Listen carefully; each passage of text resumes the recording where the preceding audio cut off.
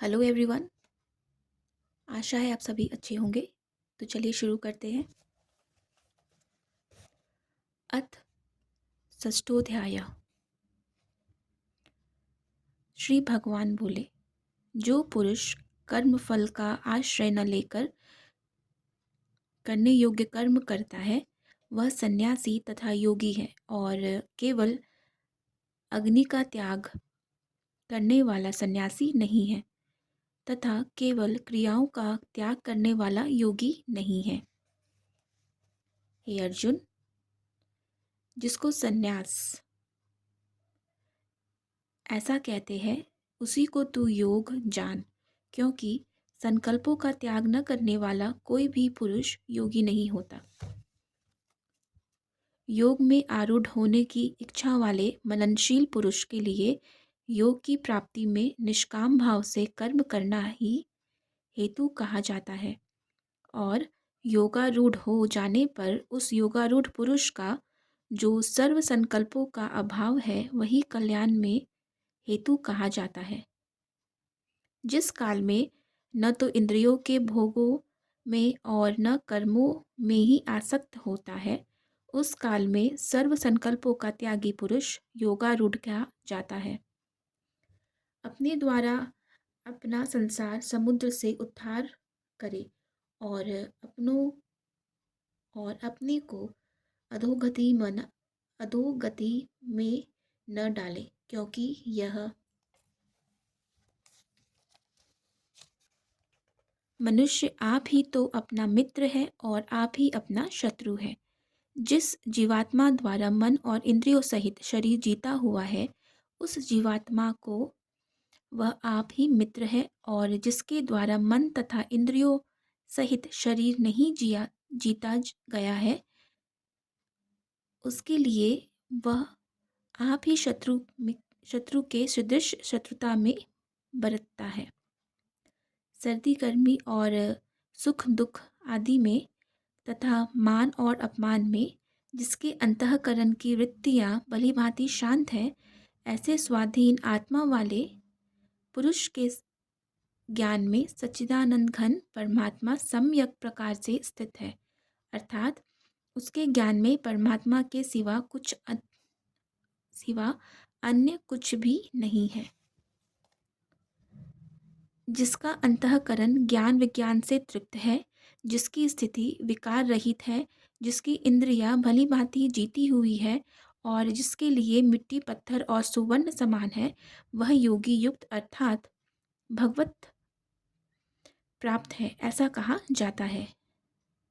सुहृद मित्र vary उदासीन मध्यस्थ देस्य और बंधुगणों में, धर्मात्माओं में और पापियों में भी समान भाव रखने वाला अत्यंत श्रेष्ठ है।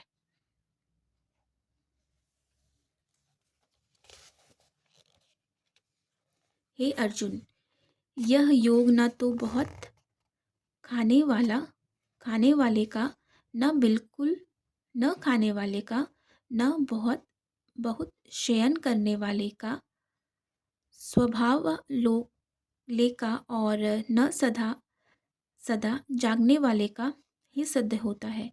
दुखों का नाश करने वाला योग तो यथा योग्य आहार विहार करने वाले का, कर्मों में यथा योग्य चेष्टा करने वाले का और यथा योग्य सोने तथा जागने वाले का ही सिद्ध होता है।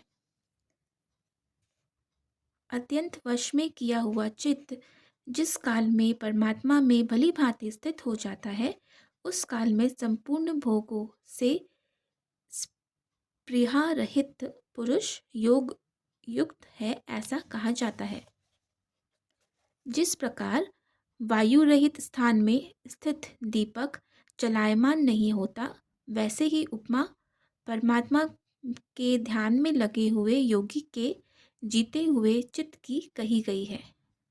योग के अभ्यास से निरुद्ध चित्त जिस अवस्था में उपराम हो जाता है और जिस अवस्था में परमात्मा के ध्यान से शुद्ध हुई सूक्ष्म बुद्धि द्वारा परमात्मा को साक्षात करता हुआ सच्चिदानंद घन परमात्मा में ही संतुष्ट रहता है, इंद्रियों से अतीत केवल शुद्ध हुई सूक्ष्म बुद्धि द्वारा ग्रहण करने योग्य जो अनंत आनंद है, जिसको जिस अवस्था में अनुभव करता है और जिस अवस्था में स्थित वह योगी परमात्मा के स्वरूप से विचलित होता ही नहीं।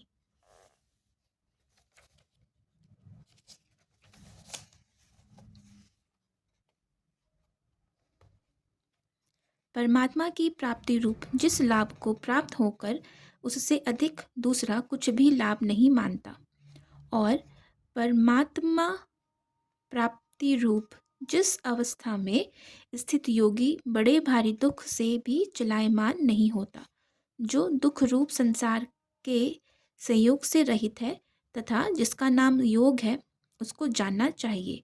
वह योग न उक्ताए हुए अर्थात धैर्य और उत्साह युक्त चित्त से निश्चय पूर्वक करना कर्तव्य है। संकल्प से उत्पन्न होने वाली संपूर्ण कामनाओं को निःशेष रूप से त्याग कर और मन के द्वारा इंद्रियों के समुदाय को सभी ओर से भली भांति रोककर क्रम क्रम से अभ्यास करता हुआ ऊपरी ऊपरति को प्राप्त हो और धैर्य युक्त बुद्धि के द्वारा मन को परमात्मा में स्थित करके परमात्मा के सिवा और कुछ भी चिंतन न करे। यह स्थिर न रहने वाला और चंचल मन जिस जिस शब्दादि विषय के निमित्त से संसार में विचरता है, उस विषय से रोककर यानी हटाकर इसे बार बार परमात्मा में ही निरुद्ध करे।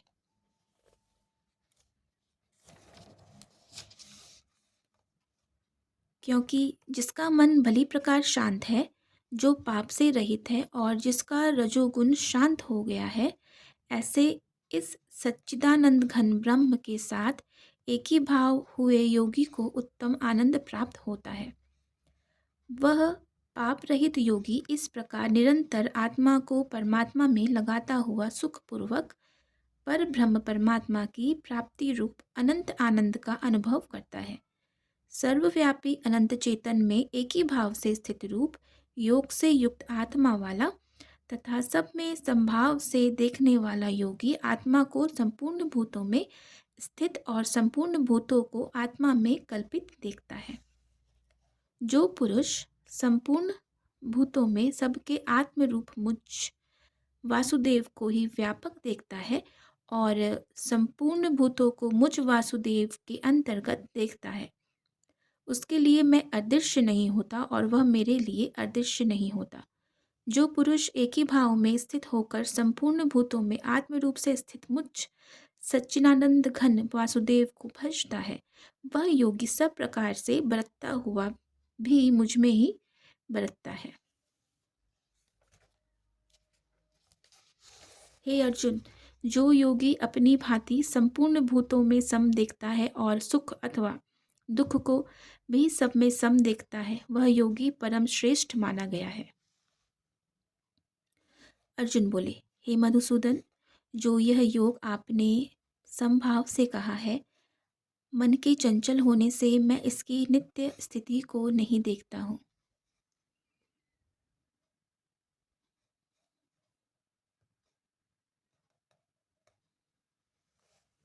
क्योंकि हे कृष्ण, यह मन बड़ा चंचल प्रमथन स्वभाव वाला बड़ा दृढ़ और बलवान है, इसलिए इसका वश में करना मैं वायु को रोकने की भांति अत्यंत दुष्कर मानता हूँ। श्री भगवान बोले, हे महाभावो, निसंदेह मन चंचल और कठिनता से वश में होने वाला है, परंतु हे कुंती पुत्र अर्जुन, यह अभ्यास और वैराग्य से वश में होता है। जिसका मन वश में किया हुआ नहीं है, ऐसे पुरुष द्वारा योग दुष्प्राय है और वश में किए हुए मन वाले प्रयत्नशील पुरुष द्वारा साधन से उसका प्राप्त होना सहज है, यह मेरा मत है। अर्जुन बोले, हे कृष्ण, हे श्री कृष्ण, जो योग में श्रद्धा रखने वाला है किंतु संयमी नहीं है, इस कारण जिसका मन अनंत काल में योग से विचलित हो गया है, ऐसा साधक योग की सिद्धि को अर्थात भगवता साक्षात्कार को न प्राप्त होकर किस गति को प्राप्त होता है? हे महाभाव, क्या है क्या वह भगवत प्राप्ति के मार्ग में मोहित और आश्रय रहित पुरुष छिन्न भिन्न बादल की भांति दोनों ओर से भ्रष्ट होकर नष्ट तो नहीं हो जाता? हे श्री कृष्ण, मेरे इस संशय को संपूर्ण रूप से छेदन करने के लिए आप ही योग्य हैं, क्योंकि आपके सिवा दूसरा इस संशय का छेदन करने वाला मिलना संभव नहीं है। श्री भगवान बोले, हे पार्थ, उस पुरुष का न तो इस लोक में नाश होता है और न परलोक में ही, क्योंकि हे प्यारे, आत्मोद्धार के लिए अर्थात भगवत प्राप्ति के लिए कर्म करने वाला कोई भी मनुष्य दुर्गति को प्राप्त नहीं होता। योग भ्रष्ट पुरुष पुण्यवानों के लोकों को अर्थात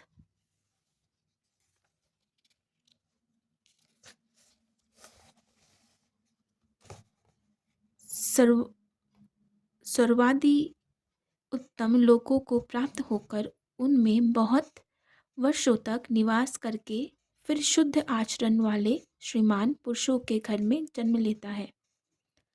अथवा वैराग्यवान पुरुष उन लोकों में न जाकर ज्ञानवान योगियों के ही कुल में जन्म लेता है, परंतु इस प्रकार का जो यह जन्म है सो संसार में निसंदेह अत्यंत दुर्लभ है।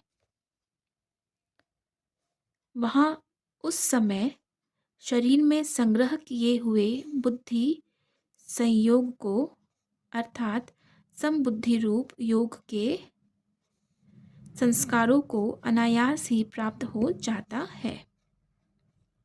और हे कुरुनंदन, उसके प्रभाव से वह फिर परमात्मा की प्राप्ति रूप सिद्धि के लिए पहले से भी बढ़कर प्रयत्न करता है।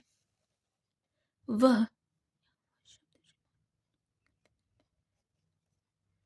श्रीमानों के घर में जन्म लेने वाला योग भ्रष्ट पराधीन हुआ भी उस पहले के अभ्यास से ही निसंदेह भगवान की ओर आकर्षित किया जाता है तथा समबुद्धि रूप योग का जिज्ञासु भी वेद में कहे हुए सकाम कर्मों के फल को उल्लंघन कर जाता है, परंतु प्रयत्नपूर्वक अभ्यास करने वाला योगी तो पिछले अनेक जन्मों के संस्कार बल से इसी जन्म में संसिद्ध होकर संपूर्ण पापों से रहित हो फिर तत्काल ही परम गति को प्राप्त हो जाता है।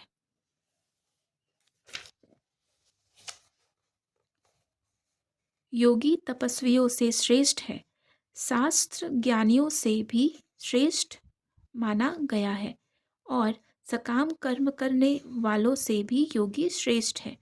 इससे हे अर्जुन, तू योगी हो। संपूर्ण योगियों में भी जो श्रद्धावान योगी मुझ में लगे हुए अंतरात्मा से मुझको निरंतर भजता है, वह योगी मुझे परम श्रेष्ठ मान्य है।